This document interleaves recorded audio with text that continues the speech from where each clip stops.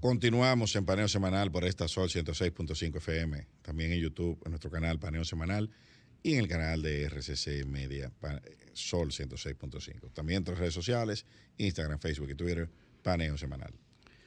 Cuéntame, Luis. Eliseo, otra de las cosas loables y que hay que darle crédito a este gobierno es la política exterior. Los diplomáticos de hoy están siendo valorados y utilizados, tomando en cuenta su capacidad técnica, cosa que no ocurría en ninguno de los gobiernos anteriores, o que ocurría en menor medida en los gobiernos anteriores. Hoy en día, y lo digo por experiencia propia, no porque se esté promocionando eso, porque son cosas que no se ven, pero el servicio exterior está siendo conformado por diplomáticos de carrera, diplomáticos calificados, técnicos, que han estado ahí toda una vida, pero que no habían sido tomados en cuenta. Gente que tienen capacidades profesionales indiscutibles, sin embargo, tenían que supeditarse a la voluntad política o del compañero político que le tocara como embajador o como jefe en cualquiera de las áreas del servicio exterior. Hoy en día, yo soy testigo porque tengo muchos amigos que están siendo valorados, incluso personas que entraron en los gobiernos pasados, personas que estaban incluso relacionados políticamente con el gobierno pasado y están siendo valorados. Nosotros tenemos muchos embajadores sumamente prestigiosos, embajadores que trabajaron en el gobierno pasado y que han demostrado su capacidad y idoneidad profesional y le han sido aumentadas las responsabilidades y han sido ascendidos diplomáticamente. La paradoja de eso es que, a pesar de todo lo que has dicho, el costo político que eso ha implicado para esta administración es altísimo. Claro, por eso los gobiernos anteriores no lo hacían. Porque eso ha traído mucho disgusto dentro del PRM, porque entienden, sus dirigentes que esas posiciones son de los políticos. Que esas posiciones no es que le correspondía una mayor participación. Esa es la verdad. Sí, ahora yo te digo a ti. Que parece que lo que se le ofreció. No, pero también hay una cosa. O sea, si tú le ofreces eso como compensación política a algunos sectores, es natural que se disgusten si no se le cumple. Sí, y que se disgusten. Ahora, ¿cuál es el costo para la República Dominicana de tener malos diplomáticos? Dime tú, ¿qué le conviene a la República Dominicana? ¿Complacer a sus compañeros de partido o tener buenos diplomáticos en las posiciones que se necesitan? ¿Qué gana más? Pero eso ni se pregunta. La segunda, correcto, tener buenos diplomáticos. Correcto. Entonces, hay que dar crédito tanto al canciller, si es el que lo ha promocionado, el canciller Roberto Álvarez, y al gobierno de que ha permitido que esa directriz se esté cumpliendo de esa manera y hayan puesto en segundo orden las pretensiones políticas de los compañeros del PRM. Entonces, a la larga, eso va a producir beneficios cuantiosos a República Dominicana, porque eso no se ve inmediatamente. De hecho, ningún otro gobierno lo había hecho así, y tengo que hacer un asterisco porque durante la Cancillería de Eduardo Latorre se hizo así. No duró los 4 años del presidente Fernández, del 96 a 2000, pero esa era la directriz y produjo muy buenos resultados a República Dominicana. De hecho, la introducción de República Dominicana en el escenario internacional se produjo en esa gestión. Si la estamos retomando ahora, hay que darle crédito al gobierno, ¿verdad? Eso por ese lado. Es así, pero también está el tema de la política del Haití. Ahí está el segundo punto. Que es el segundo punto. También hemos logrado participar en los foros internacionales, Sí. las diversas cumbres. Se le dio continuidad al tema del Consejo de Seguridad de las Naciones Unidas. Y hemos tenido una participación destacada en los foros regionales como el SICA y demás. No somos vergüenza en ningún escenario O sea que internacional. eso se ha mantenido. Ha habido una atención importante a la diáspora, Sí. donde el gobierno ha tratado de llevar las facilidades a los dominicanos que residen en el exterior. Sí, se está En atendiendo. algunos casos, cosas que no se comprenden, como abrir el Infotep en Estados Unidos. No, o sea, sí, hay sus o la UAS, o sea, sus caricaturas, sí. Invento, o sea, eso es un invento. No. Claro, pero eso difícilmente sea una directriz sí, del SENASA, ministerio. el SENASA a la diáspora, gente que no viene al médico aquí, Sí. que vive allá, entonces... Son gente que son creativas. Sí, invento. Invento. Sí, inventando para hacer anuncios, para salir bonito en la foto. Pero hay que decir, cuando tú hablabas de Haití, Sí. yo creo que el presidente, y ya estamos viendo los resultados de eso, ha sido valiente en su posición frente a Haití. Ha sido valiente por lo menos en su discurso, ¿verdad? No, en las iniciativas, la muralla, la pared fronteriza se está realizando. Uh-huh. Que en el discurso haya dicho que en 2 años iba a estar lista, eso es una cosa. Sí. Pero hoy en día se está haciendo, hay una intención marcada y se ve de que eso se va a realizar y se está haciendo. Eso es continuidad de Estado, porque eso empezó en el gobierno anterior. Bueno, en el gobierno anterior había la duda de que si debía ser y que no debía ser. Hicieron varios kilómetros de muro. Eso comenzó ahí. Ya. Que ahora se le haya dado otra dimensión y otra connotación. Un relanzamiento, eso no se discute. Ahora, tenemos el problema migratorio, sí. Que no ha sido abordado. Ahí la nota no es buena.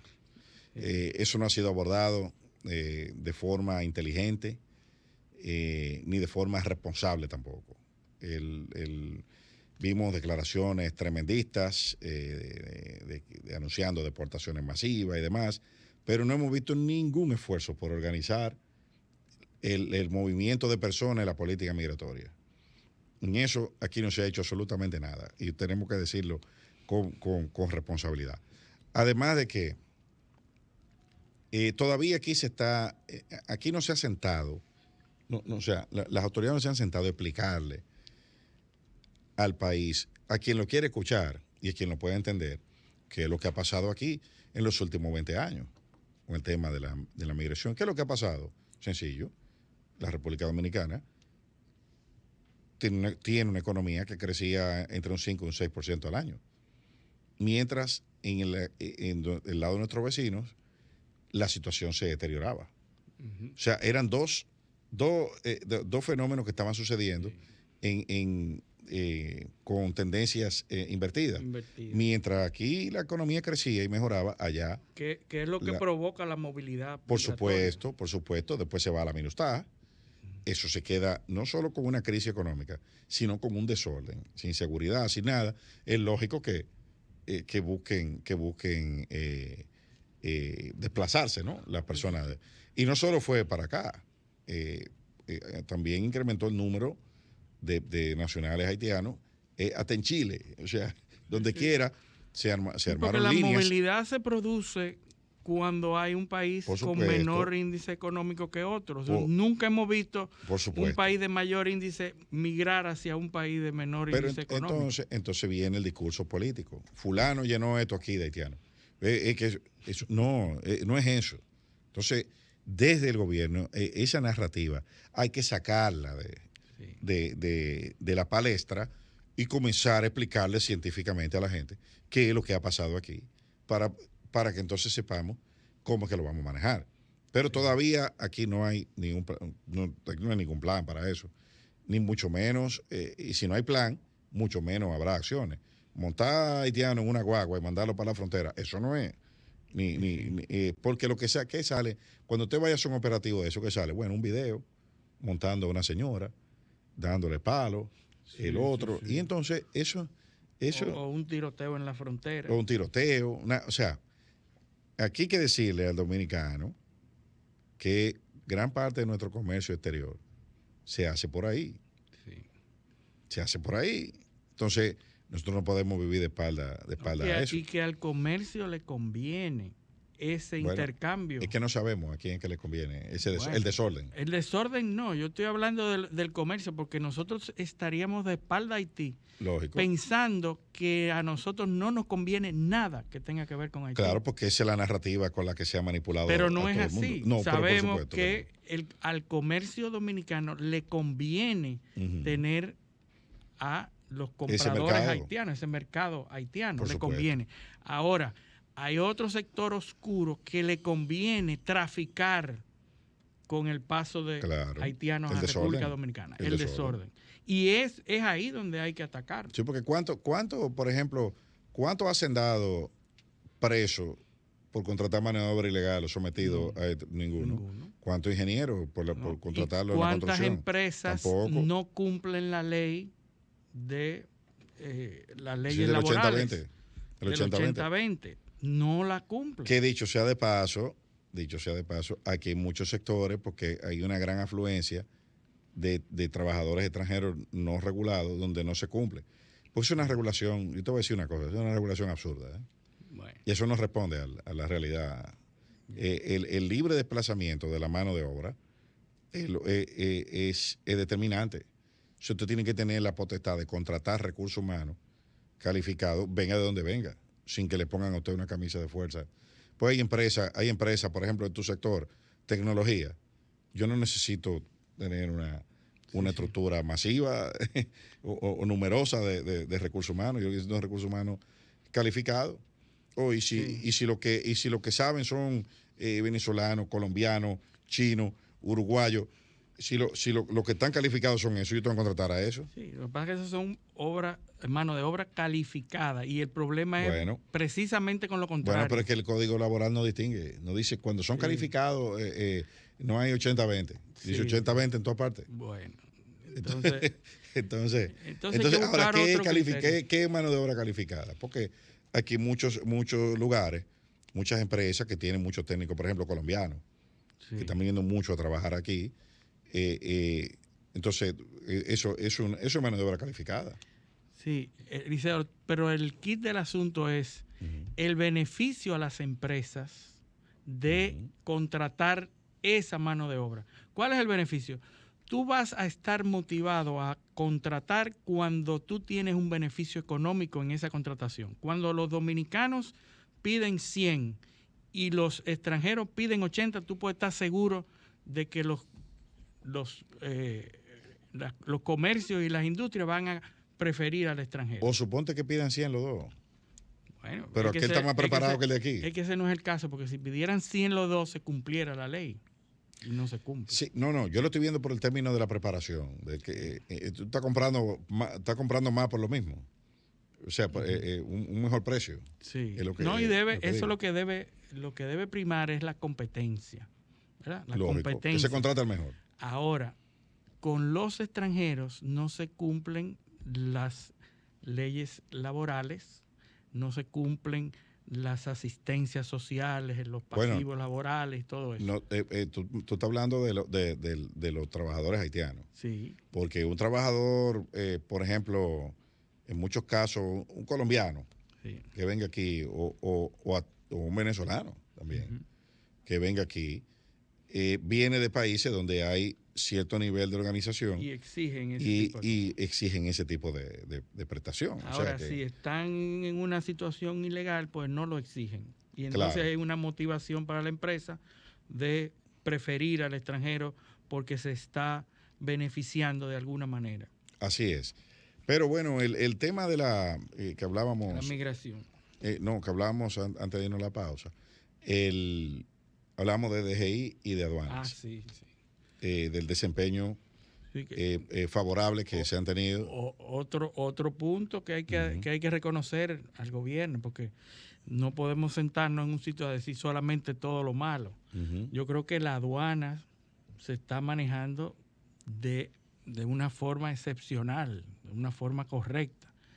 Incluso los desaciertos a nivel de gobierno con temas aduanales no ha sido de aduana que han salido. Claro. ¿Verdad? Claro. Entonces, si hay algunos desaciertos como esas exenciones de impuestos que se han pasado, no han provenido de aduana. La aduana se está manejando mucho mejor. Primero, la aduana es un organismo técnico de facilitación de comercio. Eso, o sea, no es un organismo político. Correcto. Entonces, las medidas que se han tomado es para responder a coyunturas políticas.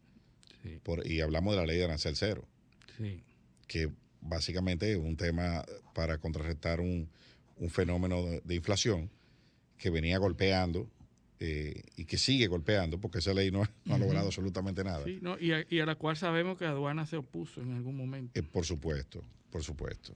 Y por cuestiones lógicas que aquí la debatimos en su momento hasta la saciedad. Pero y felicitamos a la aduana por su hay que felicitarlo. Su ejecutoria. No, y además han logrado que la gente tenga la visión de que es un organismo, que es un aliado. Un aliado. Sí. Que no es tu enemigo. No hay que temerle a hacer negocio y a tener sus cuestiones de forma transparente, y al mismo tiempo han logrado aumentar las recaudaciones, que es uno de sus roles primarios. Claro, ese aumento se ha visto, en gran medida se debe a los temas de inflación. El aumento de los fletes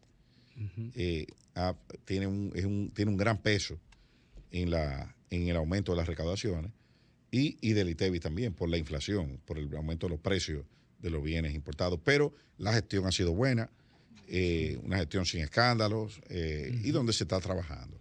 La DGI por igual. La DGI también, un organismo técnico, están dando muchas facilidades para los contribuyentes.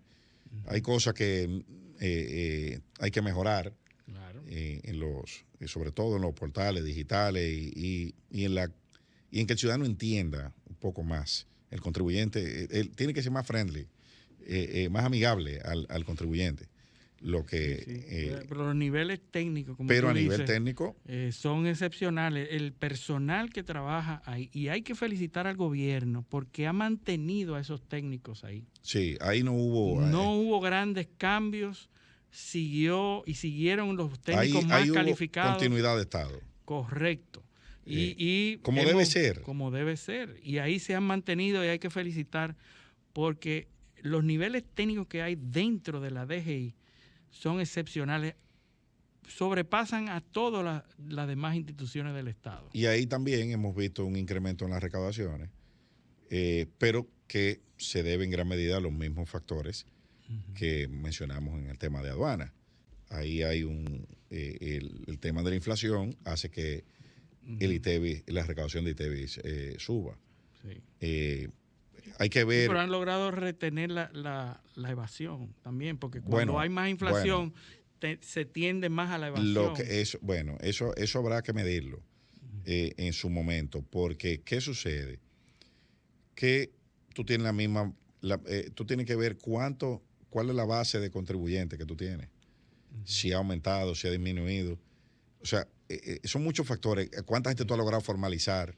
Sí. Porque recuerden que nosotros estamos en el 2022, apenas estamos viendo lo que sucedió en el año post-pandémico. Sí. O sea que todavía los efectos nosotros no estamos en los niveles normales donde tú puedes decir, bueno, hemos avanzado en la lucha contra la evasión, tantos puntos.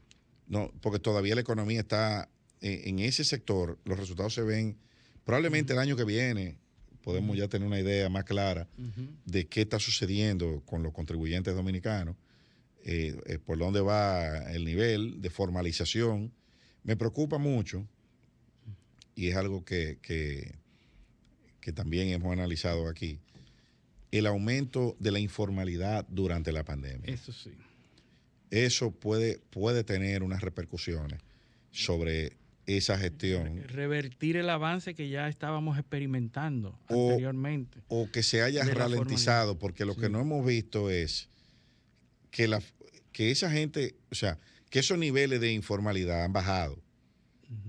Eso es lo que no hemos visto. Sí, sí. Hemos visto que los contribuyentes que eran formales ya siguen pagando. Sí. Y probablemente están pagando más. Sí. ¿Por qué? Porque la actividad económica está abierta la economía. Pero hay que ver, de esos que se fueron a la informalidad, ¿cuántos regresan a ser contribuyentes activos? O sea, es un tema. Hay otros retos, hay una norma que se está discutiendo ahora, que está en proceso de consulta, que es la de los impuestos a los servicios digitales. Sí. Eso hay que ver cómo la clase media lo va a absorber, sí. Lo va a recibir. Es un reto, ahí hay un reto político. Y también ver cómo realmente eso se va a poder aplicar.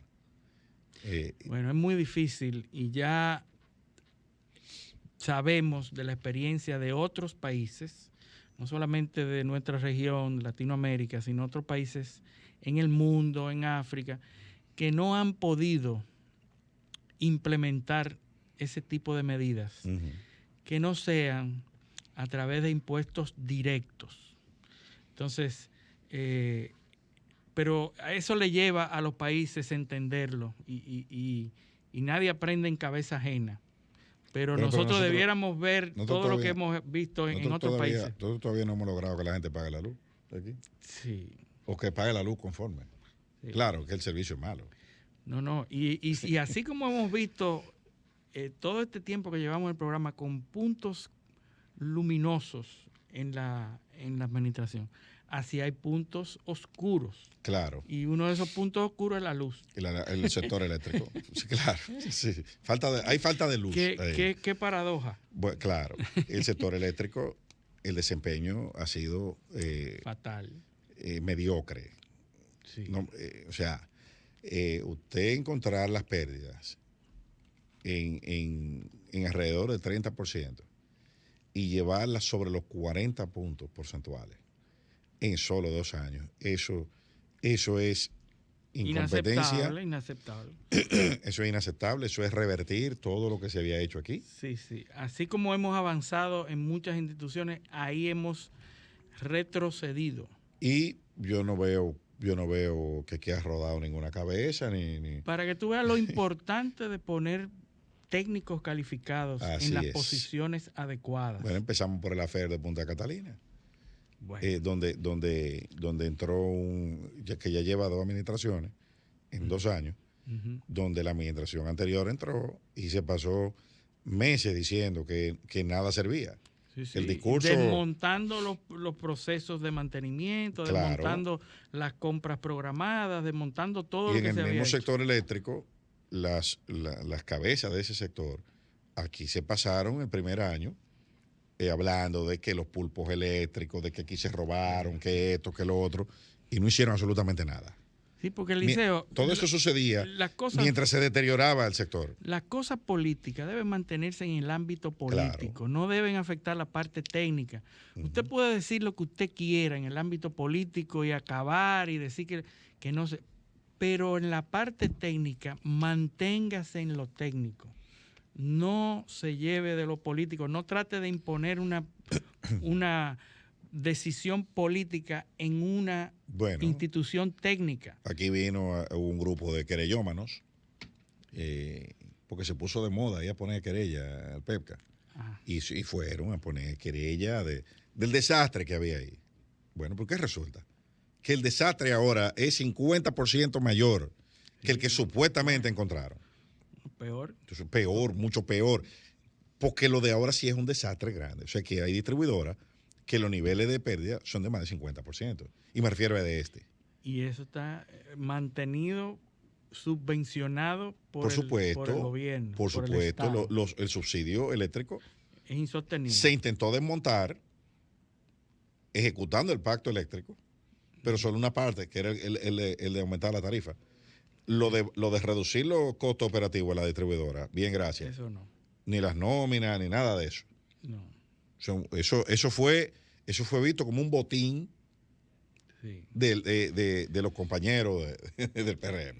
Sí, sí. Y ahí están los resultados. Y los aumentos de salario. Ahí están los resultados. Ya se fue el superintendente, ha habido que hacer movimiento, pero el presidente luce como sin... No lo veo, yo no veo cuál es el plan en el sector eléctrico. Y uso esa palabra plan, porque eso era algo que el presidente, tenemos un plan. Bueno, pues yo no veo cuál es el plan en el sector eléctrico. Yo pienso que él está atrapado. Veo al mismo ministro de Energía y Minas, que veo las mismas cabezas en las redes. Yo veo lo mismo. Entonces, ahí tiene que haber movimiento necesariamente y un cambio de dirección. Porque por donde van, y ahora con esa sentencia del Tribunal Superior Administrativo que deja sin efecto parte de los aumentos de la tarifa eléctrica, que una parte, pero la otra parte la había dejado el presidente sin efecto por una decisión y una resolución de la superintendencia. Entonces ahora estamos, de la superintendencia de electricidad, ahora estamos en cero, prácticamente, antes de empezar la gestión. O sea, ahora no hay pacto eléctrico. Sí. No hay aumento de tarifa, o sea, no hay ninguna solución a corto plazo. Pero tenemos que ir a nuestra segunda pausa, y cuando volvamos de la pausa, venimos con nuestro invitado que está aquí, pero vamos a hablar unos minuticos antes de entrar con él sobre los temas de las reformas institucionales y los temas de corrupción. Pero eso lo hacemos cuando volvamos de la pausa. Esto es Paneo Semanal, no le cambien.